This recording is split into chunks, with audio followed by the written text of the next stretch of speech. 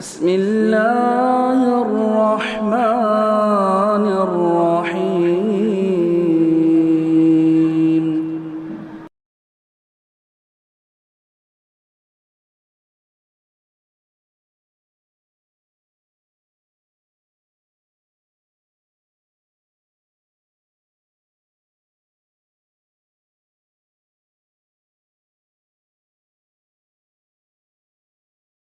الحمدللہ رب العالمین والصلاة والسلام علی رسولہ الکریم وعلی آلہ وصحبہ اجمعین ومن تبعہم بإحسان الی یوم الدین۔ اعوذ باللہ من الشیطان الرجیم، بسم اللہ الرحمن الرحیم۔ والسابقون الاولون من المہاجرین والانصار والذین تبعوہم بإحسان رضی اللہ عنہم ورضوا عنہ وأعد لهم جنات تجری تحتها الانہار خالدین فیہا ابدا ذلک الفوز العظیم۔ محترم حاضرین، بات شروع کروں اس سے قبل آپ تمام حضرات سے جو یہاں موجود ہیں گزارش ہے کہ وہ سمٹ کر مل کر بیٹھیں، جیسا کہ جناب محمد رسول اللہ صلی اللہ علیہ وسلم کا فرمان ہے۔ اس طریقے سے دینی مجلس کو برکتیں فرشتے جو چھاتی ہیں اس پر، وہ سارے لوگوں کو سمیٹتی ہے۔ اللہ رب العالمین ہمیں اخلاص دے اور اس اجتماع اور اس سلسلے کو دنیا اور آخرت کے لیے ہمارے حق میں مفید بنائے۔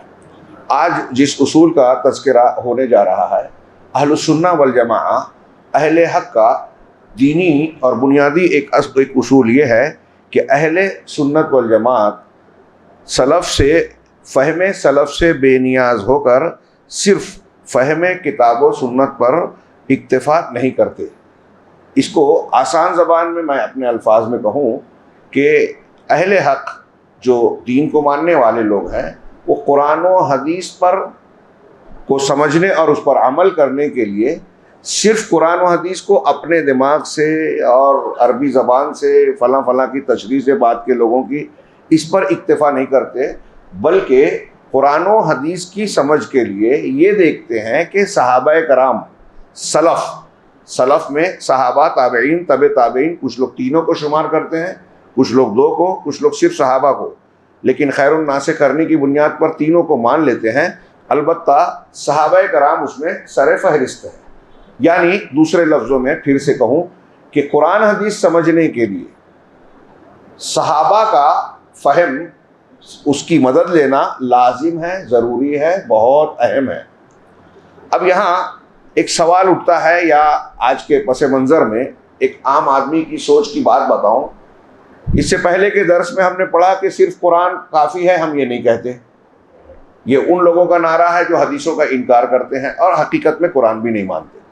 تو یہ لمبی چوڑی گفتگو ہم نے کی 2 درسوں میں کہ قرآن کے ساتھ ساتھ حدیث جڑے ہوئے ہیں، الگ نہیں ہے۔ اللہ کے نبی صلی اللہ علیہ وسلم اور قرآن لازم و ملزوم ہے۔ قرآن نبی پر نازل ہوا، نبی صلی اللہ علیہ وسلم نے اس کو قوم کے سامنے عمل کر کے، بیان کر کے سمجھایا اور اس کی تعلیم دی، تو دونوں کو الگ نہیں کیا جا سکتا۔ ایک بات۔ اب کچھ لوگ یہ کہہ سکتے ہیں کہ ابھی تو ہم اس پر بحث کر رہے تھے کہ قرآن کے لیے حدیث کی ضرورت ہے کہ نہیں ہے، اب آپ ایک نئی شرط لگا رہے ہو کہ قرآن و حدیث کو سمجھنے، ماننے اور اس پر عمل کرنے کے لیے یہ دیکھنا ضروری ہے کہ صحابہ کرام یا سلف نے اسے کیسے سمجھا، مانا اور عمل کیا۔ یعنی یہ ایک اور شرط لگا دی، اور اس قسم کا سوال لوگ اٹھاتے ہیں، اس کا مذاق اڑاتے ہیں، اس پر بحث کرتے ہیں۔ میں یہ کہنا چاہتا ہوں اس تناظر میں، آپ حضرات یہ دماغ میں رکھیے کہ اس پابندی کو اگر ہٹا دیا جائے، صحابہ نے کیسے سمجھا تھا ویسے اگر نہ مانا جائے، تو ابھی دلیلیں ہم بعد میں دیکھیں گے۔ میں یہ کہنا چاہتا ہوں کہ دنیا میں ایک عام آزادی، بلکہ یوں کہنا چاہیے کہ آوارگی حاصل ہو جائے گی کہ دنیا میں کوئی بھی انسان کہے گا کہ میں قرآن کو مانتا ہوں ویسے جیسے میری سمجھ میں آ رہا ہے، حدیث کو ویسے مانتا ہوں، قرآن جیسے اپنی تشریح کی، تعویل کی، اس کو کہا کہ یہی قرآن و حدیث کا معنی مطلب ہے، ماننا پڑے گا۔ دنیا میں بہت سے مسلک ہیں، الگ الگ راستے ہیں۔ آپ دیکھیں کوئی مسلک والا یہ نہیں کہے گا کہ میں اللہ کی بات نہیں مانتا۔ یہاں تک کہ جو کھلا شرک کر رہے ہیں وہ بھی قرآن کے طرف نسبت کرتے ہیں، جھوٹی نسبت، کہ ہمارا یہ عمل قرآن کے مطابق ہے، اور کھینچ تان کے بعض لوگ دلیلیں بھی دینے کی کوشش کرتے ہیں۔ تو قرآن کا معنی حدیث سے متعین ہوتا ہے، اور قرآن و حدیث کو کیسے مانتا ہے اس کا نمونہ صحابہ کرام سے ملتا ہے۔ ہاں ابھی ہم پڑھیں گے جو دلیلیں، آپ خود سوچئے عقلی طور سے کہ ایک طبقہ ہے جو عربی میں اپنے بعد والوں میں سب سے اونچا ہے، صحابہ کرام کا زمانہ، عربی زبان سب سے بہتر جانتا تھا۔ پھر صحابہ کرام وہ ہیں کہ قرآن کب کہاں کس واقعے کے پس منظر میں نازل ہوا، کون سی آیت کب نازل ہوئی، یہ وہ سب سے زیادہ جانتے ہیں بعد والوں کے مقابلے میں۔ اللہ رب العالمین نے قرآن کو صحابہ کرام کے سماج اور معاشرے میں نبی پاک صلی اللہ علیہ وسلم پر نازل کیا، تو اس زمانے میں زبان و بیان کے جو محاورے تھے، ایک جملہ بول کے جو بات کا مطلب سمجھا جا سکتا تھا، اس زمانے میں اللہ رب العالمین نے انہی کی زبان میں نازل کیا، تو سب سے زیادہ صحابہ کرام سمجھیں گے یا بعد والے سمجھیں گے۔ پھر تیسرا اس کا ایک اور پہلو کہ صحابہ کرام کے سامنے جناب محمد رسول اللہ صلی اللہ علیہ وسلم بنفس نفیس موجود تھے، اگر کوئی چیز سمجھ میں نہ آئے تو آپ صحابہ کرام کی طرف، اللہ کے رسول صلی اللہ علیہ وسلم کی طرف رجوع کرتے تھے صحابہ کرام، اور خود اللہ کے نبی صلی اللہ علیہ وسلم جن معاملات کی آیات کے مفہومانہ اور مفہوم کی تشریح کی تفسیر کی ضرورت ہوتی تھی اسے بیان کرتے تھے، سکھاتے تھے، پڑھاتے تھے، قرآن میں سناتے تھے، نمازوں میں، جمعہ کے خطبوں میں، مختلف موقعوں پہ اس کی وضاحت کرتے تھے۔ پھر صحابہ کرام کے سماج میں یہ بھی موقع تھا کہ ایک صحابی دوسرے صحابی سے، دوسرا تیسرے صحابی سے ایک دوسرے سے استفادہ کرے۔ یہ ساری چیزیں ایسی ہیں جو اس بات پر دلالت کرتی ہیں کہ صحابہ کرام قرآن و حدیث کا جو جتنا صحیح معنی اللہ کے کلام سے اللہ کی کیا مراد ہے، رسول اللہ صلی اللہ علیہ وسلم کی حدیث سے رسول اللہ صلی اللہ علیہ وسلم کی کیا مراد ہے، سب سے زیادہ وہ سمجھ سکتے ہیں۔ یہ آپ عقلی طور سے بھی غور کریں تو سمجھ میں آئے گا۔ اور وہ اعتراض جہاں تک کوئی یہ کرتا ہے کہ ہم قرآن و حدیث کو سمجھنے کے لیے فہم صحابہ کے محتاج کیوں ہیں یا کیوں اس کی پابندی لگائیں، تو یہ کچھ قرآن و حدیث کی دلیل ہے۔ میں مضمون کافی شیخ نے جو میرے سامنے کتاب ہے کافی طویل ہے، لہٰذا میں عربی پڑھے بغیر کہیں عربی قرآن کی آیت پڑھیں گے، قرآن کی آیت پڑھنا تبرک ہے، حدیثوں کو پیش کروں گا، آپ غور سے سنیے۔ قرآن و حدیث کی یہ 4-6 دلیلیں اور اس کے علاوہ 20 بلکہ 50 دلیلیں تقاضا کرتی ہیں کہ قرآن حدیث کو سمجھنے کے لیے ہمیں فہم سلف کا التزام کرنا ضروری ہے۔ پہلی آیت اللہ رب العالمین کا یہ ارشاد، وَمَن يُشَاقِقِ الرَّسُولَ مِن بَعْدِ مَا تَبَيَّنَ لَهُ الْهُدَىٰ وَيَتَّبِعْ غَيْرَ سَبِيلِ الْمُؤْمِنِينَ نُوَلِّهِ مَا تَوَلَّىٰ وَنُصْلِهِ جَهَنَّمَ وَسَاءَتْ مَصِيرًا۔ ہاں کہ جو شخص اور جو کوئی رسول کی مخالفت کرے اس کے بعد کہ اس کے لیے ہدایت خوب واضح ہو چکی، ہدایت صاف ہو گئی، واضح ہو گئی، کلیئر ہو گئی، پھر بھی رسول کی مخالفت کر رہا ہے، سنت اور اللہ کے رسول کی تعلیم کی مخالفت کرتا ہے۔ اور آگے ہے وَيَتَّبِعْ غَيْرَ سَبِيلِ الْمُؤْمِنِينَ، اور مومنوں کے راستے کے سوا، مومنوں کا جو راستہ ہے، اس وقت جب قرآن نازل ہوا تو مومنین صحابہ کرام تھے، مومنوں کے راستے کے علاوہ کسی اور راستے کی پیروی کریں، دوسرا راستہ چنیں، ہاں صحابہ کے طریقے سے ہٹ کے کوئی اور راستہ، یہ قرآن کہہ رہا ہے، ہاں ہم اسے اسی طرف پھیر دیں گے، نُوَلِّهِ مَا تَوَلَّىٰ، مطلب اسی راستے پہ چلا دیں گے، سدھارنے کی توفیق نہیں دیں گے، سدھرنے کی، ہاں جس طرف وہ پھرے گا، اور وَنُصْلِهِ جہنم، اور اسے جہنم میں جھونکیں گے، جہنم رسید کر دیں گے، ہاں وَسَاءَتْ مَصِيرًا، اور وہ بری لوٹنے کی جگہ ہے۔ تھوڑی دیر کے لیے اس پر غور کیجیے، یہ میرا آپ کا معاملہ نہیں ہے، اللہ رب العالمین کا فرمان ہے، کسی عالم کی بات نہیں ہے۔ اللہ کہہ رہا ہے کہ رسول کی مخالفت جو کرے گا، صحابہ کے طریقے سے جو ہٹے گا، ہم اس کو چلنے تو دیں گے لیکن جہنم میں ڈالیں گے۔ امام شافعی اور بہت سارے دیگر علماء اس آیت سے دلیل لے کر کہتے ہیں کہ دیکھیے قرآن کی اس آیت سے یہ ثابت ہوتا ہے کہ مومنین کے راستے پر چلنا ضروری ہے، اور مومنین کا جو راستہ ہے وہی نبی کا راستہ ہے، نبی سے الگ نہیں ہے، یعنی صحابہ کا۔ اور اس سے یہ پتہ چلا کہ اگر صحابہ کرام کسی طریقے پر متفق ہیں، وہ مان رہے ہیں کہ عبادت ایسے کرنا ہے، ان کا عقیدہ سارے صحابہ کا ایک عقیدہ ہے، اور بعد کا کوئی بھی انسان کتنا بھی بڑا ہو اگر ان کی مخالفت کرتا ہے تو وہ گمراہ ہے، کیونکہ قرآن کہہ رہا ہے کہ وہ صحابہ کے طریقے کے خلاف گیا تو جہنم کے راستے پہ گیا۔ واضح ہے؟ اگلی آیت، دوسری آیت سورہ توبہ کی بڑی مشہور، والسابقون الاولون من المہاجرین والانصار والذین اتبعوہم بإحسان، ہاں کہ اور مہاجرین اور انصار میں سے سبقت کرنے والے سب سے پہلے لوگ، انہیں جو پہل آگے بڑھ کر جو مسلمان ہوئے ان کا درجہ سب سے اونچا ہے، مہاجرین انصار کا، اور ان میں بھی مہاجرین کا ذکر پہلے قرآن نے کیا، مہاجرین کا، اور وہ لوگ جنہوں جو نیکی کے ساتھ ان کے پیچھے آئے، والذین اتبعوہم بإحسان، مہاجرین اور انصار، اور ان کے پیچھے بھلائی کے ساتھ، نیکی کے ساتھ، جو ان کے نقش قدم پر، ان کے طریقے، دیکھیے صحابہ ہیں، سابقون الاولون کون ہیں؟ مہاجرین انصار کون ہیں؟ صحابہ۔ اللہ اس کے فوراً بات کہہ رہا ہے کہ جو ان صحابہ کے طریقے پہ چلے، والذین اتبعوہم بإحسان، بھلائی کے ساتھ، احسان کے ساتھ، آنکھ بند کر کے، اندھے ہو کر نہیں، سمجھ بوجھ کر جو ان کے طریقے کی پیروی کرے، ان کے راستے پر چلے، قرآن کہہ رہا ہے، ہاں، تو اللہ نے کہا، کیا کہا؟ رضی اللہ عنہم ورضوا عنہ، اللہ ان سے راضی ہوا اور وہ اللہ سے راضی ہوئے۔ اللہ راضی ہوا کا کیا مطلب؟ اللہ خوش ہے۔ اب جن سے اللہ خوش ہوا تو سیدھی سی بات ہے کہ ان کا عقیدہ اللہ کے ہاں پسندیدہ ہے، تبھی تو خوش ہے، ان کی عبادت اللہ کے ہاں صحیح ہے، ان کا منہج اللہ کے یہاں صحیح ہے، ان کے معاملات حلال حرام کو ماننے کا طریقہ، قرآن اور حدیث کو ماننے کا جو ان کے یہاں مادہ ہے، سمجھ ہے، اللہ اس کو سرٹیفائیڈ کر رہا ہے کہ یہ سب صحیح ہے، تبھی تو اللہ راضی ہے۔ جیسا مسلمان اللہ کو چاہیے ویسے ہیں صحابہ، تبھی تو راضی ہے یعنی خوش۔ یہ چھوٹی بات نہیں ہے۔ صحابہ کرام کا یہ جو درجہ اور مقام، قرآن میں قیامت تک پڑھا جانے والا اللہ کا کلام، قرآن میں کہا اللہ نے کہ اللہ ان سے راضی ہے، اس سے بڑھ کر دنیا میں کسی کا کوئی ایوارڈ تمغہ ہو ہی نہیں سکتا۔ یہ رب العالمین یہ کہے۔ کوئی بادشاہ اگر ہمارا نام لے لے تو ہم کو کتنی خوشی ہوگی۔ یہ اللہ صحابہ کے بارے میں کہہ رہا ہے۔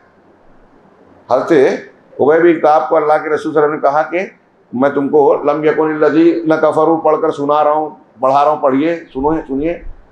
تو کہا اللہ کے رسول آپ تو صاحب قرآن ہیں، آپ، کہا مجھے اللہ نے کہا ہے کہ میں تم کو سناؤں۔ تو حضرت ابی بن کعب نے کہا، دیکھیے قرآن کے عالم تھے، یہ قرآن کی فضیلت ہے کہ آپ قرآن کے عالم بن جائیں تو اللہ رب العالمین آپ پر توجہ دینے لگے گا۔ حضرت ابی بن کعب نے کہا کیا اللہ نے کہا ہے کہ آپ مجھے پڑھ کر سنائیں؟ کیا اللہ نے میرا نام لیا ہے؟ اللہ کے رسول نے کہا ہاں تمہارا نام لیا ہے۔ حضرت ابی رونے لگے، خوشی سے رونے لگے، رب العالمین نے میرا نام لیا ہے۔ ایسے ہی یہ دیکھیے کہ صحابہ کرام کو اللہ کہہ رہا ہے کہ اللہ ان سے راضی ہوا۔ یہاں رک کے یہ بھی سوچیے کہ جن سے اللہ راضی ہے، اللہ کہہ رہا ہے قرآن میں صاف صاف، کوئی ہچ پچ نہیں ہے، کسی سے بھی ترجمہ کرائیے، اللہ ان سے راضی ہوا۔ ہر رافضی، شیعہ، مرزا علی انجینئر، مولانا سلمان ندوی، فلاں اور فلاں، کئی صحابہ کرام سے راضی نہیں ہیں، برا بھلا کہہ رہے ہیں، برا کہہ رہے ہیں۔ میں نام لے رہا ہوں تو یہاں کچھ لوگوں کو برا لگتا ہے، وہ صحابہ کا نام لے کے برا کہتے ہیں، برا نہیں لگتا، وہ لگنا چاہیے۔ اگر ایمانی غیرت ہے کہ جس سے اللہ راضی ہے آپ راضی نہیں ہیں، تو آپ قرآن مانتے ہیں کہ نہیں مانتے؟ آپ قرآن کو نہیں مانتے تو ہم آپ کو نہیں مانتے۔ آپ صحابہ کی عزت نہیں کرتے تو آپ خود عزت کے لائق نہیں ہیں، ملحدین میں سے ہیں وہ۔ ہمارے اہل سنت والجماعت کا ان آیتوں اور ایسی کئی دلیلوں کی بنیاد پر عقیدہ ہے کہ ایک صحابی کو اگر کوئی برا بھلا بولتا ہے وہ ملحد ہے، بے دین ہے، صحیح راستے سے ہٹا ہوا ہے، گمراہ ہے۔ صحابہ کرام کو جب اللہ نے تعریف کی، رسول نے ان کو سرٹیفکیٹ دے دیا، تو ہمارا اور بعد کے لوگ کون ہوتے ہیں؟ جرح کرنے والے۔ ان سے کچھ غلطیاں بشری تقاضے سے ہوئی ہیں تو اللہ تعالیٰ جانتا تھا، ان غلطیوں کے باوجود اللہ راضی ہے ان سے، اور ان کی غلطیاں کچھ تو اجتہادی شکل کی ہیں جس پہ اجر ملتا ہے، غلطی ہونے پر بھی اجر ملتا ہے اجتہادی غلطی پر، کچھ ایسی ہیں جو ہمارے ہاں مشہور کر دی گئی ہے، جھوٹی ہے، اور اگر ہیں بھی تو وہ بشری تقاضے سے ہیں، اور ان کی غلطیاں ان کی نیکیوں کے مقابلے میں ایسے ہے جیسے قطرہ سمندر کے مقابلے۔ اور اللہ تعالیٰ نے قرآن میں کہا ہے ان الحسنات یذہبن السیئات، کہ نیکیاں برائیوں کو مٹا دیتی ہے۔ تو ان کی نیکیاں اتنی ہیں، اور غلطیاں اگر ہوئی ہیں تو وہ معمولی سی، وہ مٹ گئی، اور پھر بعد میں لوگ جو دعائیں دے رہے ہیں وہ بھی ان کے اجر و ثواب میں ہیں، اور رافضی وغیرہ جو ان کو برا بھلا کہہ رہے ہیں وہ بھی ان کے لیے اجر و ثواب بڑھا جا رہا ہے۔ یہ میں نہیں، حضرت عائشہ نے کہا، میں وقت کم پڑ جائے گا اس لیے آگے بڑھتے ہیں، کہ اللہ ان سے راضی ہوا اور وہ اللہ سے راضی ہوئے۔ وہ اللہ سے راضی ہوئے کا مطلب کیا ہے؟ اللہ کے دین پر چل رہے ہیں، اس دین پر چلنے میں ان کو جو تکلیف، پریشانی، مشقت آ رہی ہے اس پر وہ چوں چرا نہیں کرتے بلکہ خوش ہوتے ہیں۔ موت بھی آ رہی ہے، مولانا آزاد نے اس کو بہت تفصیل سے لکھا، میں بہت بیان کرتا ہوں اس کو، مجھے بہت اچھا لگتا ہے، اور واقعی ہے قابل غور کہ صحابہ کرام کی گردن کٹ رہی ہے اور مسکرا رہے ہیں کہ اللہ کے راستے میں گردن کٹ رہی ہے۔ یہ ہے اللہ سے راضی ہونا۔ مولانا آزاد نے کہا کہ ایک بیمار ہوتا ہے، اس کو زبردستی دوا پلائی جاتی ہے ہاتھ پاؤں پکڑ کے بچوں کو. ایک بیمار ہوتا ہے کہ پیتا تو ہے لیکن منہ بگاڑ کے کہ کڑوی ہے، دل نہیں ہو رہا ہے لیکن مجبوری ہے اس لیے انجیکشن لگوا لیں، دوا پی لیں. ایک بیمار وہ ہوتا ہے کہ کڑوی دوا کو میٹھے شربت کی طرح لذت لے کے پیتا ہے. صحابہ کرام کا اللہ کے راستے میں یہ درجہ تھا اعلیٰ سابقون الاولون کا کہ اللہ کے راستے میں جو تکالیف آئی وہ تکلیف نہیں، ان کے لیے راحت کا سامان بن گئی، خوشی کا سبب بن گئی. میں نے جمعہ میں ذکر کیا تھا ابو عمارہ رضی اللہ تعالیٰ عنہ کا واقعہ کہ اللہ کے رسول صلی اللہ علیہ وسلم کے زانوں پر غزوہ احد کے بعد سر رکھ دیا، آپ کی طرف دیکھ رہے ہیں، مسکرانے لگے اور اسی حالت میں جان نکل گئی. موت کا استقبال مسکراتے ہوئے کون کرتا ہے؟ جو اللہ سے راضی ہوا. رضی اللہ عنہم ورضوا عنہ. ہاں اللہ نے فرمایا وَأَعَدَّ لَهُمْ جَنَّاتٍ تَجْرِي تَحْتَهَا الْأَنْهَارُ. اللہ نے ان کے لیے ایسے باغات تیار کر رکھے ہیں جن کے نیچے سے نہریں جاری ہیں، خالدین فیہا ابدا، جس میں وہ ہمیشہ ہمیش رہیں گے، کوئی خاتمہ نہیں. ذالک الفوز العظیم، یہ بڑی کامیابی ہے. قرآن کی یہ آیت کہہ رہی ہے کہ اللہ ان سے راضی ہوا. میں نے سمجھانے کی کوشش کی ہمارے سبق میں، یہ درس میں، کہ اللہ تبارک و تعالیٰ ان سے راضی ہوا، مطلب ان کا عقیدہ صحیح ہے، ان کا ایمان صحیح ہے، ان کا منہج صحیح ہے، ان کی عبادات صحیح ہیں. سارے معاملات میں ان کو ہم دیکھ کر دین کو سیکھ سکتے ہیں. اللہ کہہ رہا ہے کہ جیسے انہوں نے قرآن و حدیث مانا، صحیح مانا، لہٰذا ان کا طریقہ منہج اللہ کا پسندیدہ ہوا. تیسری آیت وَإِذَا قِيلَ لَهُمْ آمِنُوا كَمَا آمَنَ النَّاسُ قَالُوا أَنُؤْمِنُ كَمَا آمَنَ السُّفَهَاءُ أَلَا إِنَّهُمْ هُمُ السُّفَهَاءُ وَلَٰكِن لَا يَعْلَمُونَ. اور جب ان سے کہا جاتا ہے کہ ویسے ایمان لے آؤ جس طرح سے لوگ ایمان لائے ہیں. یہ مکالمہ سورہ بقرہ میں ہے کہ منافقین، اب وہ اہل کتاب کے ہوں یا مدینہ میں جو مشرکین سے آئے ہیں، دونوں منافقین سے جب کہا جا رہا ہے کہ جیسے لوگ کون تھے جو اس وقت ایمان لائے تھے اس زمانے میں؟ صحابہ کرام. تو اللہ کہہ رہا ہے کہ جب ان سے یہ کہا جاتا ہے کہ جس طرح سے یہ لوگ یعنی صحابہ کرام ایمان لائے ویسے ہی تم بھی لے آؤ. کہا جاتا ہے کہ ایسے لاؤ جیسے مومنین لائے، مطلب مومنین کی طرح ایمان لانے کا حکم قرآن دے رہا ہے، حدیث دے رہی ہے. ہاں صحابہ کی طرح ایمان لاؤ. تو اگر ویسے ہی ایمان لاؤ تو کہ یہ منافقین کیا کہتے ہیں؟ کہتے ہیں ہم ایمان لائیں. کیا ہم ایمان ایسے لائیں؟ کیا ہم ایمان لائیں جیسے بے وقوف ایمان لائے ہیں؟ صحابہ کرام کو انہوں نے بے وقوف کہا.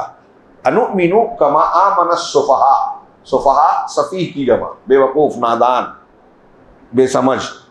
تو یہ سفہاء کی طرح ہم ایمان لائیں. انؤمن کما آمن السفہاء. اللہ نے اس کے جواب میں کیا کہا؟ الا انہم هم السفہاء ولکن لا یعلمون. سنو یہی لوگ بے وقوف ہیں، سفہاء ہیں، لیکن علم نہیں رکھتے. صحابہ کو برا کہا تو اللہ تعالیٰ ناراض ہو کے ان کو برا کہہ رہا ہے جنہوں نے صحابہ کو برا کہا. اور آیت میں یہ پتہ چلا کہ صحابہ بے وقوف نہیں ہیں، صحابہ صحیح ایمان والے ہیں، کیونکہ اللہ کہہ رہا ہے کہ ویسے ایمان لاؤ جیسے صحابہ لائے. ایک اور آیت ہے سورہ بقرہ میں فَإِنْ آمَنُوا بِمِثْلِ مَا آمَنْتُمْ بِهِ فَقَدْ اهْتَدَوْا. اگر لوگ ویسے ایمان لے آئیں جیسے تم ایمان لائے ہو صحابہ تو وہ ہدایت والے ہو جائیں گے. قرآن کی یہ آیت جو میں نے ابھی پڑھی، اس سے یہ معلوم ہوا کہ صحابہ کرام کا ایمان اللہ کہہ رہا ہے کہ یہ معیار ہے، ہدایت ہے، ایز اے ہول، مجموعی طور پر. ہاں مجموعی طور پہ صحابہ کا دین حق ہے. اگر صحابہ میں کسی سے کوئی غلطی ہو گئی، کوئی اختلاف ہو گیا تو پھر اس کا اصول ہے، دیکھا جائے گا کہ اگر ان سے غلطی ہوئی، وہ بھول چوک ہو گئی، قرآن حدیث کے خلاف ان کی بات ہے تو ان کی بات چھوڑ دیں گے. یہ ان کی گستاخی نہیں ہے اور یہی صحیح مسلک ہے. اللہ کے نبی کے بعد صحابی ہوں، تابعی ہوں، تبع تابعی ہوں، امام ہوں، محدث ہو، کوئی بھی ہو، اگر کسی کی بات غلط ہو جائے، کوئی بات قرآن حدیث سے خلاف ہو جائے تو ہم اس بات کو چھوڑ دیں گے. اس میں نہ ان کی بے عزتی ہے نہ گستاخی ہے. اور یہی مسلک اہل حدیث ہے. لوگ سمجھتے ہیں کہ ہم بزرگوں کی جو ہے بے عزتی کرتے، جی نہیں، قطعی نہیں، جائز ہی نہیں ہے. شریعت کے احکامات کے سلسلے میں جو اصول ہے اسے اختیار کیا جائے. اور ایک اصل یہ ہے. یہ 2-4 آیتیں تھیں، چند آیتیں، اور بھی آیتیں اس سلسلے میں پیش کی جا سکتی ہے. اب یہ کچھ حدیثیں ہیں، میں صرف ترجمہ پڑھ رہا ہوں وقت بچانے کے لیے. کہ حضرت عبداللہ ابن مسعود رضی اللہ تعالیٰ عنہ سے روایت ہے، رسول اللہ صلی اللہ علیہ وسلم نے فرمایا کہ سب سے بہتر لوگ میرے قرن کے ہیں، یعنی میرے زمانے کے، خیر الناس قرنی، سب سے بہتر لوگ میرے قرن کے ہیں، پھر وہ ہو جو ان سے نزدیک کے ہیں، یعنی ان کے بعد کے، جو ان سے ملے ہوئے، نزدیک کی بجائے کہنا چاہیے جو ان کے بعد ہے، ملے ہوئے ہیں. ہاں اور پھر وہ جو ان سے نزدیک ہیں، یعنی ان کے بعد ہے. نبی کا زمانہ اللہ کے نبی کے زمانے میں صحابہ تھے جو مومنین تھے، پھر ان کے بعد والا زمانہ تابعین تھے، پھر ان کے بعد والا زمانہ تبع تابعین۔ یہ اللہ کے نبی صلی اللہ علیہ وسلم کی زبان رسالت سے ان تین زمانوں کے خیر ہونے کی دلیل ہے۔ کیوں خیر ہے؟ موٹی سی بات، یہ حدیث آپ 100 مرتبہ سن چکے ہیں، لیکن سوال کیا، سوچئے کہ اللہ کے رسول نے کس بنیاد پہ کہا کہ سب سے بہتر زمانہ ہے؟ کیسے بہتر؟ مطلب ایمان کے اعتبار سے، عقیدے کے اعتبار سے، عمل کے اعتبار سے، اچھائیوں کے غلبے کے اعتبار سے، اللہ سے تعلق اور دین و منہج کے ہر اعتبار سے یہ سب سے بہتر زمانہ ہے۔ پھر اس کے بعد مطلب یہ کہ خیر دھیرے دھیرے کم ہوگا۔ اب آگے اللہ کے رسول نے خود فرمایا کہ تیسری، میں نہیں جانتا، راوی نے کہا کہ آپ نے تیسری مرتبہ بار میں فرمایا یا چوتھی بار میں، ہاں پھر کیا کہا؟ پھر وہ لوگ نالائق پیدا ہوں گے جن کی گواہی قسم سے پہلے ہو اور قسم گواہی سے پہلے، یعنی ایسے برے لوگ پیدا ہو جائیں گے کہ گواہی سے پہلے قسم کھائیں گے، قسم سے پہلے گواہی دیں گے، گواہی کی ضرورت نہیں ہے، مانگا نہیں جا رہا ہے، بڑھ بڑھ کے گواہی دیں گے۔ اور ایک روایت میں ہے کہ اس کے بعد جو ہے جھوٹ پھیل جائے گا، مطلب پھر فتنے آئیں گے، اور اسی کے بعد جو ہے یہ الغار ہوگی اسلام سے ہٹ کر اسلام کے نام پر مختلف قسم کے مسالک، مکاتب اور مناہج کے پھیلنے کا۔ حالانکہ اس کی شروعات صحابہ کے دور کے آخر میں ہو گئی، قدریہ پیدا ہو گئے تھے۔ حضرت عبداللہ ابن عمر نے شدید رد کیا معبد جونی کا، جو تقدیر کو نہیں مانتا۔ ایک صاحب کچھ لوگوں نے آ کے بتایا کہ ایسا ایسا ایک آدمی بصرہ میں پیدا ہوا ہے جو یہ کہتا ہے۔ حضرت ابن عمر نے کہا اس سے جا کے کہہ دینا کہ میں ابن عمر اور ہم مسلمان اس سے بری ہیں، اور یہ کہنا کہ اگر وہ احد پہاڑ کے برابر سونا بھی اللہ کے راستے میں خرچ کر دے تو اللہ کے یہاں وہ قبول نہیں ہوگا جب تک کہ وہ تقدیر پر ایمان نہ لے آئے۔ تقدیر پر ایمان کا ایک بنیاد ہے۔ دیکھیے صحابی کہہ رہے ہیں، کچھ لوگ نئے پیدا ہوئے صحابہ سے ہٹ کے، تو صحابی نے شدید رد کیا اور کہا جا کے کہہ دینا، اور پھر حدیث پیش کی کہ میں نے اللہ کے رسول صلی اللہ علیہ وسلم کو فرماتے ہوئے سنا، حدیث جبرائیل جس میں ہے کہ حضرت جبرائیل نے جب اللہ کے رسول سے پوچھا کہ ایمان کیا ہے، تو آپ نے کہا ان تؤمن باللہ وکتبہ ورسلہ وملائکتہ وکتبہ ورسلہ والیوم الآخر والقدر خیرہ وشرہ، کہ تم ایمان لاؤ اللہ پر، فرشتوں پر، کتابوں پر، رسولوں پر، آخرت کے دن پر، اور تقدیر کے بھلے برے پر۔ تو اب یہ ایمان ہے، اب یہ نہیں مانا تو احد پہاڑ کے برابر سونا بھی خرچ کیا تو قبول نہیں ہوگا۔ تو یہ اللہ کے رسول کی یہ حدیث تھی۔ پھر ایک حدیث جو ہے کہ حضرت عبداللہ بن عمرو رضی اللہ عنہ کہتے ہیں کہ رسول اللہ صلی اللہ علیہ وسلم نے فرمایا میری امت کے ساتھ ہو بہو وہی صورت پیش آئے گی جو بنی اسرائیل کے ساتھ پیش آ چکی ہے، یعنی ویسے ہی معاملات ہوں گے۔ ہاں میری امت کے ساتھ کیا کہنا ہے، یعنی مماثلت میں ایک جیسے دونوں کے معاملات ہوں گے، یہاں تک کہ ان میں سے کسی نے، یہ حدیث رسول میں ہے، ان میں سے کسی نے اگر اپنی ماں کے ساتھ اعلانیہ زنا کیا ہوگا تو میری امت میں بھی ایسا شخص ہوگا جو اس فعل شنی کا مرتکب ہوگا۔ ہاں یہ کتنی گھناؤنی بات ہے، یعنی ایک عام آدمی اپنے ذہن سے سوچ بھی نہیں سکتا، لیکن اللہ کے رسول اللہ بتا رہے ہیں کہ ایسے کام جو آپ سوچ نہیں سکتے، جو بظاہر ناممکن لگتے ہیں، اگر بنی اسرائیل میں کسی نے کیا ہوگا، یہود و نصارہ میں، تو اس امت میں بھی ایسے لوگ پیدا ہوں گے، ایسے بدبخت۔ اللہ ہمیں محفوظ رکھے۔ بنی اسرائیل، اب پھر اس کے بعد اللہ کے رسول نے کہا کہ یہ بنی اسرائیل 72 فرقوں میں بٹے اور میری امت 73 فرقوں میں بٹ جائے گی، اور ایک فرقے کو چھوڑ کر باقی سبھی جہنم میں جائیں گے۔ ایک جماعت کو، فرقے کو، فرقوں کے مقابلے میں اسے فرقہ کہا، ورنہ جو جماعت حق کا ہے وہ الجماعہ ہے، اسے فرقہ نہیں کہا جاتا۔ فرقہ وہ ہوتے ہیں جو کسی شخصیت، کسی طریقے، کسی کیا نام ہے شہر وغیرہ کی طرف نسبت کرتے ہیں۔ فرقہ وہ ہے جو راہ حق صراط مستقیم سے ہٹتے اور کٹتے ہیں، فرقہ جدا ہوتے ہیں، اختلاف کرتے ہیں، اور جو صراط مستقیم پہ ہیں وہ تو پہلے سے اسی راستے پہ ہیں، اللہ کے رسول اور صحابہ کا طریقہ، تو سب جہنم میں جائیں گے سوائے ایک کے۔ تو اللہ کے رسول سے صحابہ نے عرض کیا اللہ کے رسول یہ کون سی جماعت ہے جو جنت میں جانے والی ہے؟ تو آپ نے فرمایا ان شارٹ ایک دم بہترین اور ہمیشہ یاد رکھنے والا یہ اصول، اور جو ہم جو اصول پڑھ رہے ہیں اس کی ایک بہت ہی شاندار دلیل ہے کہ یہ وہ لوگ ہوں گے جو میرے اور میرے صحابہ کے نقش قدم پر ہوں گے، ان کے منہج پر ہوں گے، ان کے طریقے پر۔ ما انا علیہ و اصحابی، بعض روایتوں میں ہے ما انا علیہ اليوم و اصحابی، آج میں جس طریقے پہ ہوں، میں جس طریقے پہ ہوں، یعنی رسول اللہ صلی اللہ علیہ وسلم۔ رسول کا طریقہ کیا ہے؟ سنت، حدیث، اس کو ماننے والے اہل السنہ اہل الحدیث، اور صحابہ جماعت ہے۔ تو اہل السنہ والجماع کی اصطلاح یہی تھی. ہندوستان میں اہل السنہ والجماع جس کو بولتے ہیں وہ اہل سنت والجماع ہرگز نہیں ہیں. لکھ لیجئے, وہ اہل بدعت ہیں.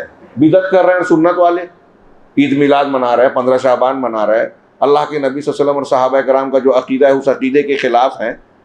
اس عقیدے کے بالکل خلاف ہے, جو ثابت نہیں ہے, جھوٹی حدیثیں مان رہے ہیں. تو اہل بدعت ہوئے کہ اہل سنت ہوئے؟ سنت نہیں مانتے, رسول سے محبت کی بات کرتے ہیں لیکن رسول کی حدیثیں مانتے ہی نہیں ہیں. آپ گلا اللہ کے رسول کہہ رہے ہیں توحید مانو, یہ مانتے ہی نہیں ہیں. اللہ کے رسول یہ بھی برداشت نہیں کرتے تھے کہ آپ کے آنے پر صحابہ کرام کھڑے ہوں احتراماً. یہ اس سے بڑھ کر جو پیر صاحب کا جو ہے وہ قدم چوم رہے ہیں, قبر پہ جا کے ماتھا ٹیک رہے ہیں, اور کھڑا ہونا تو کیا سجدہ کر رہے ہیں. قیام جیسے ہم مسجد میں کرتے ہیں نماز میں اللہ کے, ویسے کسی اور کے لیے جائز نہیں ہے. قرآن کا حدیث صاف کہتی ہے, اور اللہ کے رسول نے کہا کہ میں پسند نہیں کرتا. صحابہ انس کہتے ہیں کہ اللہ کے رسول اسے پسند نہیں کرتے تھے, صحابہ کو منع کر دیا. اور یہاں محفل میلاد منعقد ہو رہی ہے, اس میں جو ہے جو ایک عقیدہ بنا لیا اللہ کے رسول آتے ہیں, یہ خود غلط, صحابہ میں سے کسی نے نہیں کیا. صحابہ نے جو نہیں مانا یہ مان رہے ہیں, اور پھر کھڑے ہو جاتے ہیں کہ اللہ کے رسول آ گئے. زندگی میں آپ نے جو نہیں پسند کیا, منع کر دیا, وہ آپ کی وفات کے بعد کر رہے ہیں, مان رہے ہیں, جبکہ آپ آتے بھی نہیں ہیں. تو کون سی دین ہے, کون سا دین ہے یہ؟ صحابہ سے ہٹ کے ہے, اس لیے گمراہی ہے. یہ قرآن یہ کہہ رہا ہے صحابہ کے طریقے پہ جو نہیں ہے, جس کا عقیدہ صحابہ کے عقیدے کے جیسا نہیں ہے, وہ الگ ہے, گمراہی ہے. جو تہوار وہ مناتا ہے جو صحابہ نے نہیں منایا, گمراہی ہے. جو عبادت ویسی کرتا ہے جو صحابہ نے نہیں کیا, گمراہی ہے. ما انا علیہ واصحابی. جنت میں جانے والا راستہ اللہ کے نبی کی سنت اور صحابہ کا متفقہ طریقہ ہے. بعض روایتوں میں اس کے لیے یعنی اس جماعت کے لیے الجماع کا لفظ آیا ہے, یعنی جنتی گروہ سے مراد وہ لوگ ہیں جو کتاب و سنت پر قائم رہنے والے, صحابہ کرام سے محبت کے ساتھ ان کے نقش قدم پر چلنے والے ہیں.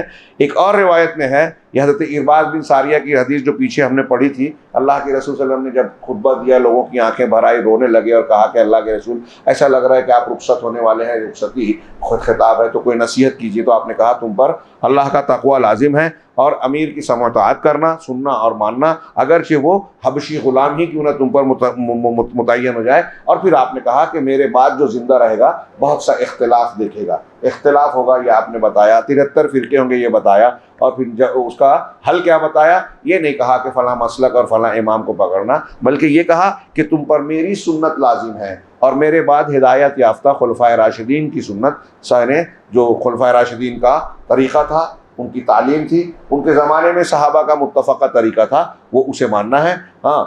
سنت الخلفاء راشدین. اس کے بعد کہا اس کو مضبوطی سے پکڑ لینا, اپنے دانتوں سے پکڑ لینا, چھوڑنا نہیں. کتنی تلقین ہے, کتنی سخت تلقین ہے نبی کی. یہ بات آج امت کی بہت سے لوگ ماننے کو تیار نہیں ہے. اور دیکھو دین میں نئے نئے امور سے بچنا, اس لیے کہ ہر نئی چیز بدعت ہے اور ہر بدعت گمراہی ہے. یہ کلیئر ہے بالکل, کیا ماننا ہے کیا نہیں ماننا ہے. جو صحابہ کا اور اللہ کے رسول کا طریقہ ہے وہ ماننا ہے, جو صحابہ کا اللہ کے رسول کے بعد ایجاد کی ہوئی چیز ہے وہ نہیں ماننا ہے. بالکل صاف سیدھا آسان سی بات ہے, جو بہت سے لوگوں کو سمجھ میں نہیں آ رہی ہے. اصل میں وہ محروم ہے, بدقسمت ہے کہ توفیق نہیں مل رہی ہے. سیدھی دین کی بات ان کے دماغ میں داخل نہیں ہو رہی ہے, جو اللہ رب العالمین نے اور رسول اللہ صلی اللہ علیہ وسلم نے بالکل آسان انداز میں بیان کر دیا کہ یہ طریقہ ہے. اب صحابہ کرام جو طریقہ, اس لیے امام مالک کہتے تھے کہ جو اللہ کے رسول کے زمانے میں اور صحابہ کے زمانے میں جو دین تھا وہی آج بھی دین ہے. اس وقت دین نہیں تھا, وہ آج بھی دین نہیں. دین اس وقت مکمل ہو گیا. اللہ کے رسول صلی اللہ علیہ وسلم, ایک اور روایت میں وارد ہے, آپ صلی اللہ علیہ وسلم فرمایا کہ ہر گمراہی دوزخ تک لے جانے والی ہے, ہر گمراہی جہنم تک لے جانے والی ہے. یہ بھی اضافہ ہے. ایک اور حدیث ہے کہ ام المومنین حضرت عائشہ صدیقہ رضی اللہ تعالیٰ عنہ سے روایت ہے کہ رسول اللہ صلی اللہ علیہ وسلم نے قرآن کی آیت پڑھی, هو الذی انزل علیک الکتاب منہ آیات محکمات ہن ام الکتاب. یہ سورہ آل عمران کی آیتیں ہیں جس کا ترجمہ ہے کہ پروردگار ہی وہ ہے جس نے تم پر کتاب اتاری, اس میں بعض آیتیں مضبوط ہیں, محکم ہیں, واضح ہیں. وہ تو جڑ ہے, اہم اصل کتاب ہے, جڑ ہے کتاب کی, اور بعض متشابہ ہیں. یعنی متشابہ ہیں مطلب جن کا معنی بالکل کلیئر واضح, ہر کوئی سمجھ نہیں پاتا. پھر جن لوگوں کے دل میں گمراہی ہے, کجی ہے, ٹیڑھی ہے, ٹیڑھپن ہے, وہ کھوج کرتے ہیں متشابہ آیتوں کا فساد چاہتے ہوئے. یعنی دل میں خرابی ہے تو قرآن کی آیتوں کو، متشابہ آیتوں کو لے کے اپنے حساب سے تشریح کرنے، معنی پہنانے اور فتنہ فساد اٹھانے کے لیے وہ غور و فکر کرتے ہیں، ان آیتوں کے پیچھے پڑتے ہیں، اور جس کا کلیئر معنی ہے اس کو چھوڑ دیتے ہیں۔ اللہ کے رسول صلی اللہ علیہ وسلم کہہ رہے ہیں میں عالم الغیب نہیں ہوں، اگر غیب جانتا تو بلائیاں ہی بلائیں گا، یہ کلیئر ہے، نہیں مانتے، اور کہیں سے کھینچ تان کے لاتے ہیں دیکھو فلاں آیت سے ضمن میں یہ نکل رہا ہے، اس سے ثابت ہوا کہ آپ عالم الغیب۔ اللہ کے رسول کہہ رہے ہیں میں اللہ نہیں ہوں، اللہ کی طرح عالم الغیب نہیں ہے۔ دیکھو ایک فرشتہ، یہ سورج ہر جگہ دکھ رہا ہے، تو اللہ کے رسول ہر جگہ دکھے تو کون سی بڑی بات ہے؟ سورج افضل ہے یا اللہ کے رسول؟ اللہ کے رسول افضل ہے سارے جہاں سے۔ تو کہا سورج سب جگہ سے دکھے اور اللہ کے رسول سب سے افضل ہے تو سب جگہ نہیں دکھے، تو میرا سوال یہ ہے کہ ہم افضل ہے کہ سورج؟ انسان اشرف المخلوقات ہے کہ سورج؟ تو پھر ہم کو بھی سب جگہ سے دکھنا چاہیے، تبھی سورج سے افضل ہوں گے نا۔ اب ہم نہیں دکھ رہے تو اس کا مطلب سورج افضل ہو گیا؟ یہ کوئی معیار ہے؟ کس بات کو کہاں فٹ کرتے ہیں؟ اس دیوار کا کیل ادھر ٹھوک دیتے ہیں اور کہتے ہیں واہ واہ، منارہ تکبیر پھر لگواتے ہیں۔ تو کہا کہ وہ جو لوگ ٹیڑھ، جن کے دلوں میں ٹیڑھ ہے، وہ متشابہ آیتوں کے پیچھے پڑتے ہیں، کھوج کرتے ہیں تاکہ فساد چاہتے ہوئے، اور اس کا مطلب چاہتے ہیں، یعنی اس کا معنی مطلب کھینچنے کی کوشش کرتے ہیں، نکالنے کی، حالانکہ اس کا مطلب کوئی نہیں جانتا اللہ کے سوا۔ اور جو پکے علم والے ہیں وہ کہتے ہیں ہم ایمان لائے اللہ پر، ہم ایمان لائے اس پر سب آیتیں ہمارے پر، اس بات پر کہ سب آیتیں ہمارے پروردگار کے پاس سے آئی ہیں، قرآن پورا کا پورا اللہ کی طرف سے ہے، اور نصیحت وہی سنتے ہیں جو عقل رکھتے ہیں۔ رسول اللہ صلی اللہ علیہ وسلم نے فرمایا یہ قرآن کی آیت پڑھ کے کہ جب تم ان لوگوں کو دیکھو جو کھوج کرتے ہیں متشابہ آیتوں کا، ان سے بچو، وہی لوگ ہیں جن کو اللہ تعالیٰ نے نشاندہی کر کے بتایا ہے۔ جب ایسے لوگ دکھے نا جو کھینچ تان کر کے ادھر ادھر کا معنی تعویل کر رہے ہیں، کھلے معنی سے بحث کر رہے ہیں، جو علماء ربانیین اور صحابہ کا بتایا ہوا معنی ہے اس میں کچھ ہٹا رہے ہیں، تو اللہ کے رسول کہہ رہے ہیں کہ اللہ نے ان کی نشاندہی کی ہے، تم کو ان سے بچنا چاہیے۔ اور آج ہمارا نوجوان ایسے لوگوں کو لائک کرتا ہے، آ کے سوال کرتا ہے ان کو سننا کہ نہیں سننا۔ اللہ کے رسول نے منع کر دیا ہے کہ جو متشابہ کے پیچھے چلتے ہیں وہ صحیح مسلم کی حدیث ہے۔ ایک حدیث ہے کہ عبداللہ بن عمر رضی اللہ تعالیٰ عنہما سے پوچھا گیا خارجیوں کے بارے میں، تو آپ نے کہا خارجی لوگوں کو بدترین خلق اللہ سمجھتے تھے، یعنی وہ کہتے تھے کہ مخلوق میں سب سے برے لوگ ہیں۔ ہاں کہتے تھے ان کو حدیث میں جہنم کے کتے کہا گیا ہے خارجیوں۔ کہتے تھے انہوں نے کیا کیا، جو آیتیں انہوں نے کیا کیا، خارجیوں نے کیا کام کیا کہ جو آیتیں کافروں کے باب میں اتری ہیں کہ یہ کافر ہیں، ان کے ساتھ ایسا ایسا ہونا چاہیے، ان لوگوں کو مسلمانوں پر فٹ کر دیا، چشمہ کر دیا۔ کافروں کے متعلق جو قرآن کی آیتیں اللہ نے بیان کی، ان آیتوں کو انہوں نے مسلمانوں پر فٹ کر دیا۔ امام اوزاعی رضی اللہ رحمہ اللہ بہت بڑے امام ہیں، جیسے حنفی، شافعی، مالکی، امام حنیفہ امام شافعی کو مانتے ہیں، ایسے شام میں امام اوزاعی کو ماننے والے بھی تھے، ہاں ان کی گویا تقلید کرنے والے، بعد میں وہ تقریباً ختم ہو گئے۔ کہا امام اوزاعی رحمہ اللہ نے کہا کہ اصبر علی السنہ، میں ترجمہ پڑھتا ہوں، بہت شاندار قول ہے، لکھنا چاہیے، اسے لکھ لینا چاہیے ذہن و دماغ پر، کہ سلف کے اقوال میں جملے بات کم تھی، علم اور برکت زیادہ تھی، ہم لوگ باتیں زیادہ کرتے ہیں، علم اور عمل کم ہوتا ہے۔ کہا سنت ہی پر صبر سے جمے رہو، سنت پر ڈٹ جاؤ، ہاں، اور لوگ جہاں رکے وہیں پر رک جاؤ، یعنی اللہ کے رسول صلی اللہ علیہ وسلم اور صحابہ جہاں ٹھہر گئے نا تم بھی ٹھہر جاؤ، وہاں آگے مت بڑھو، اور وہ لوگ جو کہیں وہی کہو، انہوں نے جو بات کہی تم بھی وہی کہو دین کے معاملے میں، اور جن چیزوں سے وہ رکے رہیں ان سے تم بھی رکے رہو، جس چیز کو انہوں نے اختیار نہیں کیا اس سے دور رہے، تم بھی دور رہو، رکے رہو، اور سلف صالحین ہی کے طریقے پر چلو،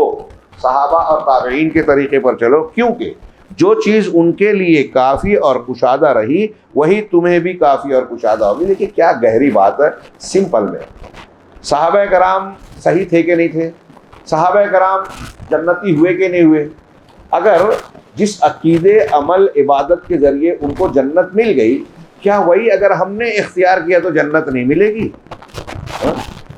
علامہ احسان پوچھتے تھے کہ مقلد ہو یا دوسرے راستوں پر چلنے والا، اس سے پوچھو کہ ابوبکر صدیق نے جتنا ایمان اختیار کیا، ہم اتنا اختیار کریں تو کامیاب ہوں گے یا نہیں ہوں گے؟ وہ کہتے تھے کہ اگر ہاں بولا تو بھی پھنسا، نہ بولا تو بھی پھنسا، نہ بولا تو گمراہ ہوگا، اور ہاں بولا تو کہیں گے جب ابوبکر صدیق عمر فاروق والا دین کافی ہے تو پھر کہ تم نئی نئی چیزیں کیوں لاتے ہو کہ چشتی بننا پڑے گا، قادری بننا پڑے گا، شافعی بننا پڑے گا، یہ بننا پڑے گا، وہ بننا پڑے گا۔ ابوبکر صدیق عمر فاروق یہ سب تھے کیا؟ یہ تو پیدا ہی نہیں ہوئے تھے نا۔ تو ان کے لیے جو دین کافی تھا، جتنا دین کافی تھا اتنا آج بھی کافی اور قیامت تک اتنا ہی دین کافی رہے گا۔ کیوں نئی نئی چیزیں بڑھاتے ہو، نئے نئے راستے بناتے ہو؟ کتنی سمپل بات ہے جو میں بتا رہا ہوں، اور یہ فہم ہے جب صحابہ کے دین کو اللہ اور رسول صحیح کہہ رہے ہیں تو ان کے طریقے کو اختیار کیا جائے، اور قرآن حدیث سمجھنا ہے تو یہ دیکھا جائے کہ ان لوگوں نے قرآن حدیث کا کیا معنی سمجھا ہے۔ آج کوئی شخص کتنا بھی بڑا ہو، ٹی وی پر روزانہ آتا ہو، وہ 100 جلدوں میں قرآن کی تشریح لکھا ہوا ہو، اس کو دنیا بہت بڑا فلاسفر، بہت بڑا ڈاکٹر، بہت بڑا فلاں اور فلاں مانتا ہو، اور آپ دیکھیے کہ جو آج نوجوان جن کے بارے میں بحث کرتے ہیں ان میں سے اکثر وہ ہیں جو عالم ہے ہی نہیں، جو خود ٹھوکریں کھانے والے ہیں۔ مولانا ابوالعلا مودودی صاحب ہوں، سید قطب صاحب ہوں، ڈاکٹر اسرار ہوں، عالم نہیں ہیں باقاعدہ، اور ان کی ٹھوکریں عظیم الشان ہیں، جو معتبر علماء ہیں ان کی ٹھوکروں کو بتا رہے ہیں، اور جب ان کے یہاں منہج کی ٹھوکریں ہیں تو پھر اس کے بارے میں آنکھ بند کر کے کیسے چل سکتے ہیں؟ ہم ان کی ذات کے دشمن نہیں ہیں، ان کی ذات کی برائی نہیں کر رہے ہیں۔ اگر حدیث رسول کوئی جھوٹی بیان کر رہا ہے تو کہیں گے جھوٹی حدیث ہے، اور اس کو روایت کرنے والا فلاں فلاں راوی ایسا ہے۔ لوگوں کو بچانے کے لیے یہ نشاندہی کی محدثین نے کہ فلاں راوی جھوٹا ہے، فلاں قابل قبول نہیں ہے، فلاں مجروح ہے۔ یہ دین بتانا پڑے گا، ورنہ پچھلی امتوں کی طرح ہماری امت میں بھی صحیح اور غلط مل جل جائے گا، حق نامعلوم سا ہو جائے گا۔ تو یہ دیکھا جائے گا، یہ امام اوزاعی کے قول کی روشنی میں کہہ رہا ہوں کہ کہہ رہے ہیں کہ جب صحابہ اور ان کو سلف کو جو چیز دین کافی ہو گیا، ہمیں بھی وہی کافی ہو جائے گا۔ وہ جنت میں جانے کے لیے جتنا دین اللہ نے ان کو بتایا، جنت میں جانے کے لیے ہمارے لیے بھی اتنا ہی کافی ہے۔ تو دین کے نام پہ کوئی نئی چیز، نیا طریقہ، نیا لب و لہجہ اختیار کرنے کی ضرورت نہیں ہے کہ امریکہ یورپ کی ترقی اور نیا زمانہ ہے تو دین میں بھی کچھ نیا ہونا چاہیے۔ کیا وہی پرانی حدیث، کیا وہی پرانی نماز؟ نہیں، یہ پرانی چیزیں ہی تازہ ہے، اور قرآن اور اسلام کی تعلیمات دنیا میں سب سے فریش ہے، یہ یاد رکھیے گا۔ اب آگے کہہ رہے ہیں کہ کیونکہ سلف صالح عقل و فہم کے اعتبار سے زیادہ عظیم اور ذہن کے اعتبار سے زیادہ تیز، اور علم و ادراک کے اعتبار سے زیادہ باریک بین تھے۔ یہ غور کیجئے کہ ان کی عقل ہم لوگ سمجھتے ہیں ہم کو زیادہ سمجھتا ہے، جی نہیں، ہم پتیوں میں لگے ہیں، وہ جڑ پہ وار کرتے تھے، تو وہ زیادہ ذہین باریک بین تھے۔ جیسا کہ حضرت عبداللہ ابن مسعود کا قول ہے کہ جو کسی کے نقش قدم پر چلنا چاہتا ہے تو وہ ان کے نقش قدم پر چلے جو فوت ہو چکے ہیں، کیونکہ زندہ آدمی کے فتنے میں مبتلا ہونے کا خدشہ ہوتا ہے۔ یہ لوگ رسول اللہ صلی اللہ علیہ وسلم کے صحابہ ہیں، یہ حضرات امت میں سب سے زیادہ افضل ہیں، ساری امت میں سب سے زیادہ ان کے دل نیکوکار، ان کا علم سب سے زیادہ گہرا، ان کے اعمال تکلف سے خالی وقت نہیں ہے، ورنہ ایک ایک جملے کی تشریح کرتے۔ دل سب سے صاف، علم سب سے گہرا، تکلف میں سب سے سادے، فیشن ٹیپ ٹاپ نہیں۔ یہ وہ لوگ ہیں جن کو اللہ تعالیٰ نے اپنے نبی کی رفاقت اور صحبت کے لیے اور اقامت دین کے لیے اور خدمت کے لیے چن لیا، تو ان کا فضل و کمال پہچانو اور ان کے آثار و طریقوں کی پیروی کرو، ان کا جو طریقہ ہے اس کی پیروی کرو، اور حتی الوسع ان کے اخلاق اور ان کی سیرت و روش اختیار کرو کہ بے شک یہ لوگ ہدایت اور صراط مستقیم پر قائم تھے۔ جامع بیان العلم والفضل کا حوالہ ہے۔ نبی کریم صلی اللہ علیہ وسلم سے تواتر کے ساتھ مروی ہے کہ سب سے بہتر زمانہ وہ ہے جس میں آپ صلی اللہ علیہ وسلم کی بعثت ہوئی، پھر اس کے بعد والا زمانہ، پھر اس کے بعد والا زمانہ، اور سب سے بڑی فضیلت علم اور ایمان کی فضیلت ہے۔ اس لحاظ سے باتفاق علماء امت سب سے زیادہ علم والے اس امت میں صحابہ ہیں۔ انہوں نے مذموم بدعتی طریقوں کو کسی کمزوری کی وجہ سے نہیں چھوڑا، بلکہ جیسا کہ عمر بن عبدالعزیز رحمہ اللہ جو 5ویں خلیفہ کہلاتے ہیں، ان کا کہنا ہے کہ یہ امور کی آگاہی میں بہت قوی ہیں۔ آج کل یہ پھیلایا جاتا ہے کہ علماء کو حالات کا علم نہیں ہوتا، فقہ واقع نہیں جانتے، جبکہ قرآن و حدیث کو جو جتنا زیادہ جانتا ہے اتنا زیادہ وہ حالات کے صحیح نبض کو سمجھتا ہے۔ آپ دیکھ سکتے ہیں کہ عام آدمی بہت آسانی سے پروپیگنڈوں کا، جھوٹی خبروں کا شکار ہو جاتا ہے، اور غیر مسلم دنیا، ہمارے دشمنان اور مخالفین جیسا چلانا چاہتے ہیں، ہمارے اچھے اچھے بزرگ جوان اس پر چلنے لگتے ہیں۔ تو علماء اس میں محفوظ رہتے ہیں۔ قرآن و حدیث کا فہم، صحابہ کے سلف کا فہم ان کو بچاتا ہے، کیونکہ یہ امور میں سب سے زیادہ آگاہی رکھتے تھے صحابہ کی باتیں سننے، انتہائی ذہانت کی باتیں. کسی موقع پر یہ ایک پروگرام ہونا چاہیے سلسلہ وار، صحابہ کی ذہانت کے نمونے، حیرت انگیز آپ کو معلوم پڑے گا. اور خیر کی جانکاری میں یہ بہت محتاط تھے. جن خصائص کا ذکر ہوا ان میں یقیناً صحابہ کرام ممتاز ہیں، چاہے وہ علم کی گہرائی اور حسن ادراک ہو، نیت کا خلوص اور اختلاف کا کم ہونا یا نہ ہونا ہو، یا پھر اختلاف صحابہ کرام میں عقیدے میں اختلاف نہیں تھا. یہ خاص بات نوٹ کیجیے، چھوٹی بات نہیں ہے. یہ صحابہ کرام کا عقیدے کے معاملے میں اختلاف نہیں تھا. ایک دو مسئلے میں ایسے جزوی کچھ قول کا ملے گا، بنیاد میں کہیں اختلاف نہیں. یہ بڑی بات ہے، اہم بات ہے. اور پوری دنیا میں آپ اہل الحدیث کی کتابیں پڑھیے، ایک زمانے کی، ہر زمانے کی. یہ ابو مظفر سمعانی نے ایک کتاب میں لکھا ہے کہ اہل الحدیث اور اہل الحق کی ایک پہچان آپ کو یہ ملے گی کہ کسی بھی زمانے اور کسی بھی علاقے کا اہل حدیث عالم، اہل السنہ والجماعہ کا چلنا، اس کی کتاب آپ عقیدے اور منہج میں پڑھیے، عقیدے میں ان کے کہیں فرق نہیں ملے گا. الفاظ اور عبارت الگ ہو سکتی ہے، بات سب کی ایک ملے گی، کوئی معمولی بات نہیں. ہاں، بدعتیوں میں ہر جگہ الگ الگ بات ملے گی. تو کہا کہ یہ ممتاز تھے، علم کی ان کی نیت کا خلوص، اختلاف کا کم ہونا یا نہ ہونا، یا پھر تقوی اور طہارت کا تعلق ہو، عربی زبان میں مہارت اور سلیم الفطرت. ان کے اندر اس قدر کوٹ کوٹ کر یہ خوبیاں بھری ہوئی تھی کہ ان کے تعلق سے کسی جرح و تعدیل کی ضرورت نہیں رہی، کسی کو تنقید کی ضرورت نہیں رہی. ان کے بارے میں صرف یہی کہنا کافی ہے کہ انہوں نے اللہ نے یہ کہا اور اس کے رسول نے یہ کہا، اور یہ کہ اس کا معنی یہ ہے، بس یہی کہتے تھے، کافی ہے اتنا. یا ہم یہ کہیں کہ صحابہ کے بارے میں اللہ نے کہا، رسول نے کہا.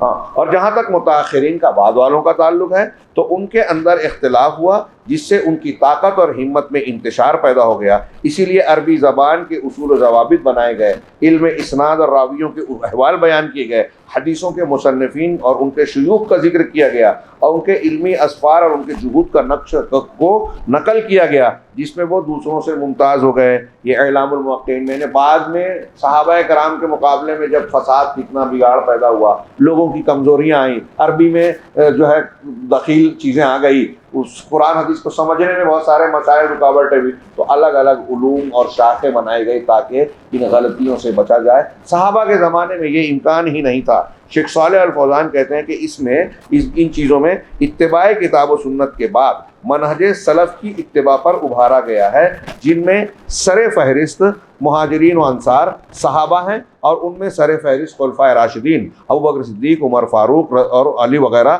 شامل ہیں. اس کے بعد شیخ نے والسابقون الاولون والی آیت نقل کی. صحابہ کے ساتھ وہ لوگ بھی شامل ہیں جو معروف کاموں میں ان کی پیروی کرتے ہیں. اس آیت کے بعد کہا ہاں، لیکن کیوں؟ اس لیے کہ جس طرح صحابہ نے، غور سے سنیے، جس طرح صحابہ نے صرف کتاب و سنت کی پیروی کی ہے، اسی طریقے سے یہ بھی صرف کتاب و سنت کی پیروی کرتے ہیں. یعنی بعد والے جو ان کے نقش قدم پر چلنے والے، آیت میں کہا والسابقون الاولون من المہاجرین والانصار والذین اتبعوہم بإحسان، جو احسان کے ساتھ ان کے پیچھے چلے.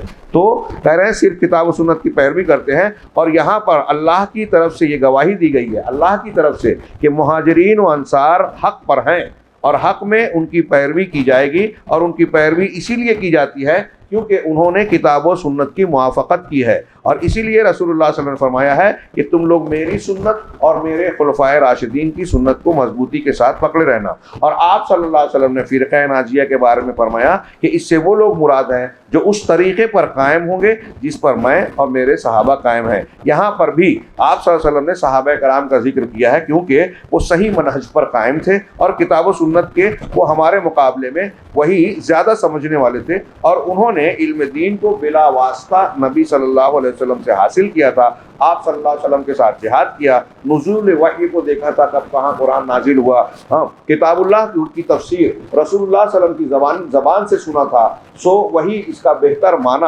سمجھنے والے تھے، اور من جملہ وہی حق کے قریب تھے. اگرچہ انفرادی طور پر وہ بھی معصوم نہیں تھے. یہ نقطہ یاد رہے کہ اکیلے صحابی ایک دو صحابی سے غلطی ہو سکتی تھی سمجھنے کی، کام کی، عمل کی، لیکن کہہ رہے ہیں کہ وہ معصوم نہیں تھے. ٹھیک ہے، لیکن مجموعی طور پہ سارے صحابہ یہ معصوم تھے. ایک سے غلطی ہو سکتی ہے، سب سے نہیں ہو سکتی تھی. اس لیے صحابہ کا اجماع اور اتفاق قرآن کی آیتوں سے ثابت ہوا کہ جو ان کا متفقہ طریقہ ہے وہ حق ہے، اس کی مخالفت کرنے والا جہنم کے راستے پر ہے. البتہ مجموعی اعتبار سے صحابہ کو عصمت حاصل ہے، معصوم ہیں.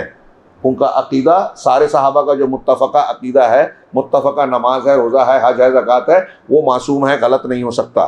اگرچہ ان سے بھی غلطیاں ہوئی ہیں مگر وہ اجتہادی غلطی کرتے تھے، جان بوجھ کر نہیں، اسی لیے انہیں اس غلطی پر بھی اجر ملے گا جو اجتہادی طور پر ہوئی، جیسا کہ حدیث میں ہے، اور اس غلطی کی وجہ سے ان کی فضیلت میں کوئی کمی نہیں ہوگی۔ یہ کہ ان کی غلطیاں بھی بہت معمولی ہیں، اس لیے نبی کریم صلی اللہ علیہ وسلم نے ان کی تعریف کی ہے، جیسا کہ اس حدیث میں ہے، خیر الناس سے کرنی والی کہ سب سے بہتر زمانہ میرا ہے، پھر اس کے بعد والا۔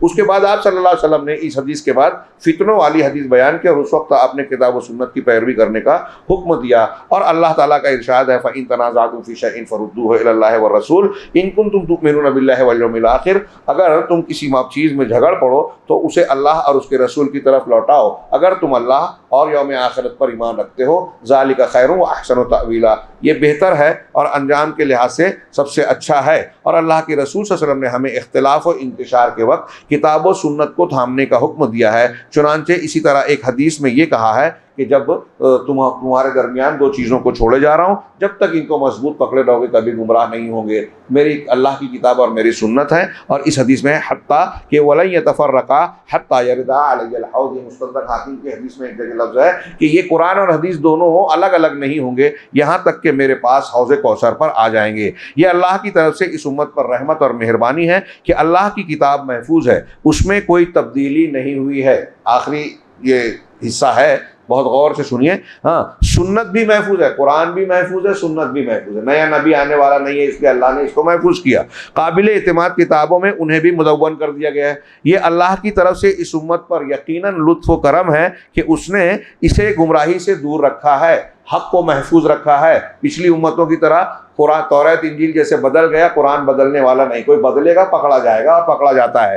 اس وقت جو کچھ جماعتیں ایسی پیدا ہو گئی ہیں جن کی کوشش ہے کہ مسلمانوں کا تعلق سلف سے کٹ جائے، اسی لیے وہ سلفیت پر کیچڑ اچھالتے ہیں، اس کا انکار کرتے ہیں، بلکہ اتباع سلف پر نکیر کرتے ہیں۔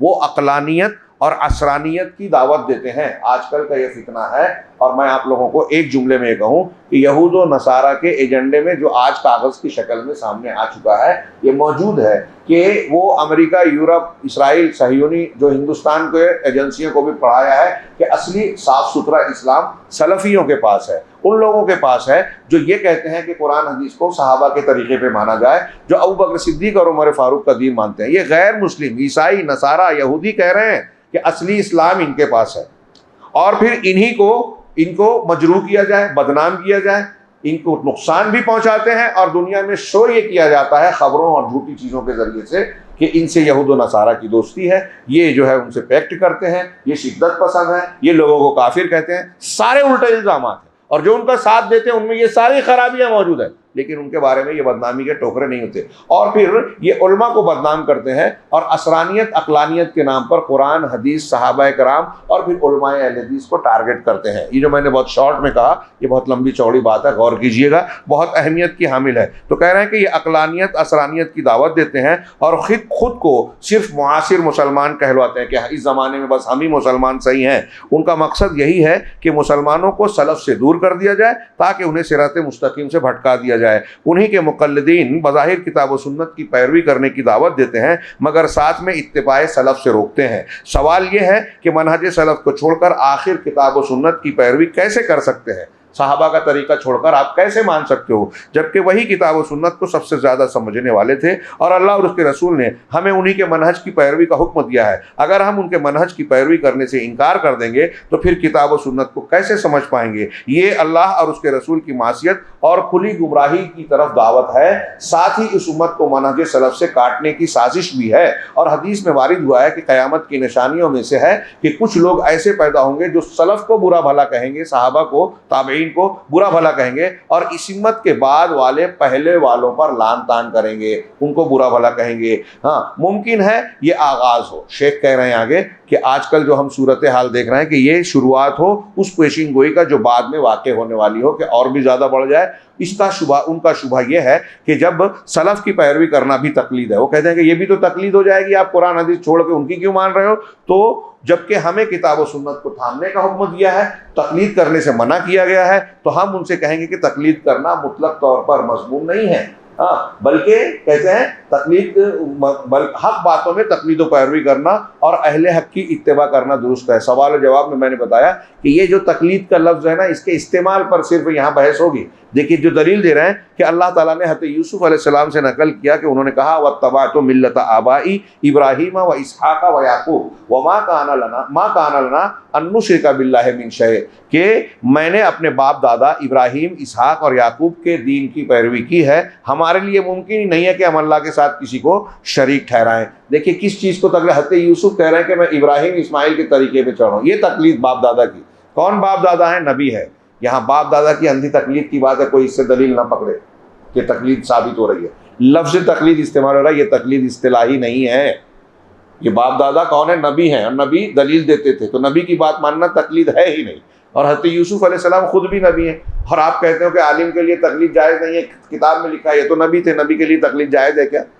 تو اس تناظر میں شیخ فوزان سمجھانا یہ چاہ رہے ہیں کہ جیسے حضرت یوسف نے کہا کہ میں نبیوں کے طریقے پہ چل رہا ہوں، ویسے ہم قرآن حدیث کو صحابہ کے منہج پر سمجھتے ہیں، تو یہ تقلید نہیں ہے، ناجائز تقلید نہیں ہے، تقلید ہی نہیں ہے۔ اگر آپ تقلید مانتے ہو تو یہ وہ تقلید نہیں ہے جو نہ منائے، کیونکہ اللہ اور رسول نے اس کا حکم دیا ہے۔ ہاں یہاں پر یوسف علیہ السلام یہ خبر دے رہے ہیں کہ آپ نے اپنے اسلاف کی اتباع کی جو حق پر تھے۔ ہاں اللہ تعالیٰ نے ایسی اتباع اور تقلید کی ممانعت کی ہے جو جہالت ہر دھرمی پر مبنی ہو، ارشاد باری ہے۔ یہ آخری بات کہ جب ان سے کہا جاتا ہے کہ اللہ کی وَإِذَا قِيلَ لَهُمِ اتَّبِعُوا مَا، یہ قرآن کی آیت ہے کہ جب ان سے کہا جاتا ہے کہ اس کی پیروی کرو جو اللہ نے نازل کیا ہے، تو کہتے ہیں کہ ہم تو اس کی پیروی کریں گے جس پر ہم نے اپنے باپ دادا کو پایا ہے۔ کیا اگرچہ ان کے باپ دادا نہ کچھ سمجھتے ہوں اور نہ ہدایت رکھتے ہوں، بس باپ دادا ہے تو باپ دادا ہونے کی وجہ سے ان کی بات مانو گے، چاہے وہ جاہل ہوں؟ یہاں ان کی مذمت کی گئی ہے، برا بولا گیا ہے، کیونکہ وہ نہ ہی کچھ سمجھتے تھے اور نہ ہی راہ راست پر تھے۔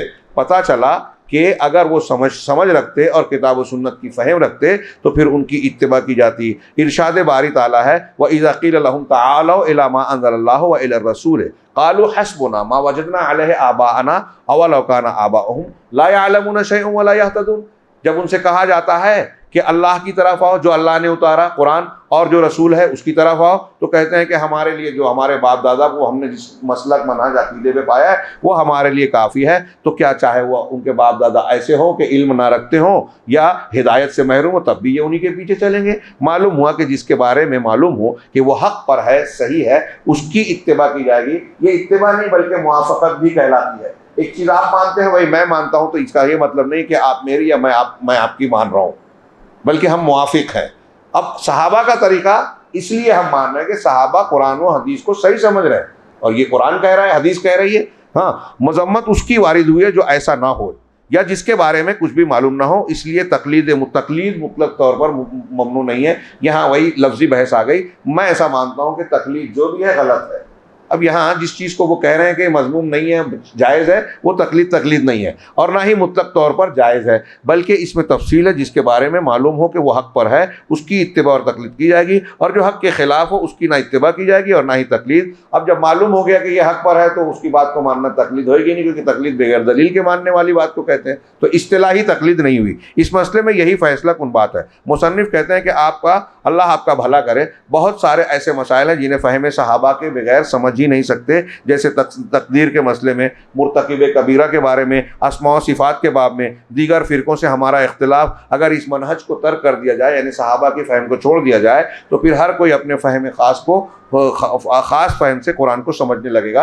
اور آخری دو لائن یہ ہے کہ شیخ صالح فیضان کہتے ہیں کہ ہم بھی یہی کہتے ہیں کہ کتاب و سنت کو منہج سلف کی اتباع کے بغیر نہیں سمجھ سکتے۔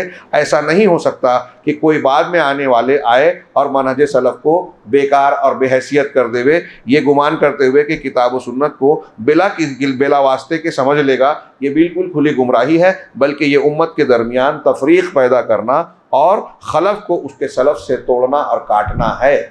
آج بہت سے لوگ ایسے آپ کو دعوت دیتے ملتے ہیں جو کہتے ہیں کہ آج تک کسی نے جو نہیں سمجھا وہ ہمارے پیر صاحب نے، ہمارے مفکر نے سمجھ لیا، صحابہ تابعین نے نہیں سمجھا تھا۔ یہ گمراہی ہے۔ اللہ رب العالمین ہمیں اس اصول کو کہ قرآن و حدیث کو ہم اسی طریقے سے سمجھیں جیسے صحابہ نے سمجھا تھا، اس اصول کو سامنے رکھیں گے تو میں نوجوانوں سے کہہ رہا ہوں، یہاں تک میری آواز پہنچے اور یہ گھروں میں بتائیے یہ جو میں نے بار بار کہا ہے شروع سے کہ رمضان المبارک کے عظیم مہینے میں، مبارک مہینے میں یہ جو ہم گفتگو کر رہے ہیں، کیوں کر رہے ہیں؟ یہ ہمارے دین کی بنیاد ہے، اور اس کو اگر ہم نے اپنے نوجوانوں کو، اگلی نسل کو سمجھا لیا نا تو فتنوں سے محفوظ رہیں گے۔ اللہ رب العالمین ہمیں فتنوں سے بچائے اور دین حق پر قائم رکھے، اس کی برکت سے دنیا اور آخرت میں کامیابی دے۔ وآخر دعوانا الحمدللہ رب العالمین وصلی اللہ علیہ وسلم۔